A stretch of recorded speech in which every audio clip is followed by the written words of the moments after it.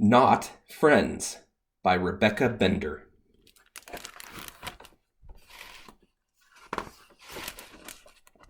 It's true that getting along can be difficult. If the bird could tell you, he'd say he can't stand the giraffe.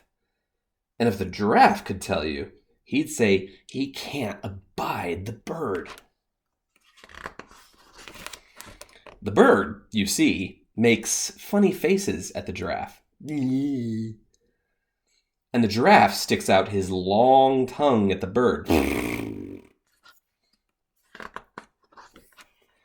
This makes the bird twitter in the giraffe's ear.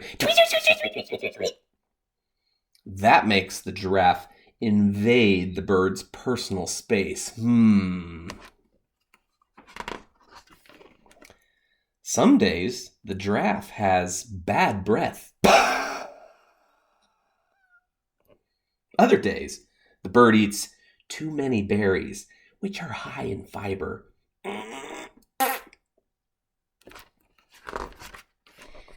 Frequently, the giraffe makes loud noises when he chews his food with his mouth open. Often, the bird slurps up a slimy worm in front of the giraffe. Sometimes, the bird prunes his feathers just above the giraffe's head. This makes the giraffe sneeze. Every time the giraffe lets out a sneeze, the bird is blown right off the telephone wire. And every time the bird is blown off the telephone wire, he flies up to perch right on the giraffe's horns. When the bird perches on the giraffe's horns, the giraffe swats him with his ears. When the giraffe swats the bird with his ears, the bird pecks him with his beak. Peck, peck, peck, peck, peck.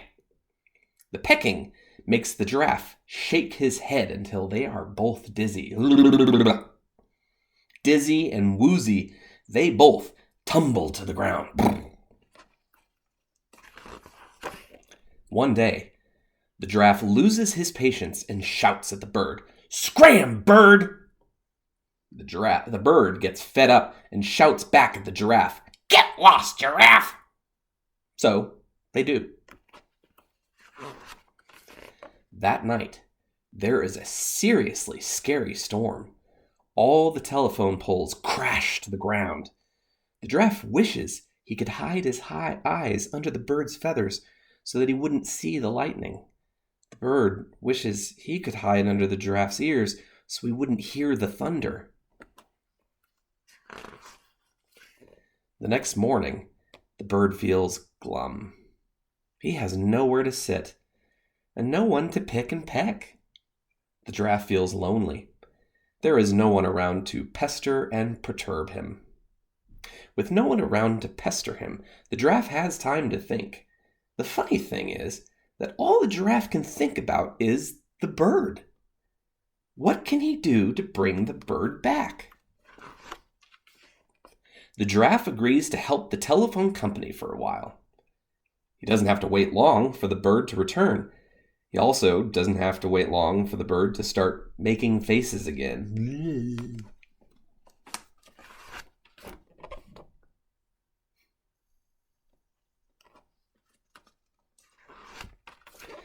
Now, it's true that getting along can be difficult, and if you ask these two, the giraffe might still say he can't abide the bird. And the bird might still say he can't stand the giraffe. But we know better.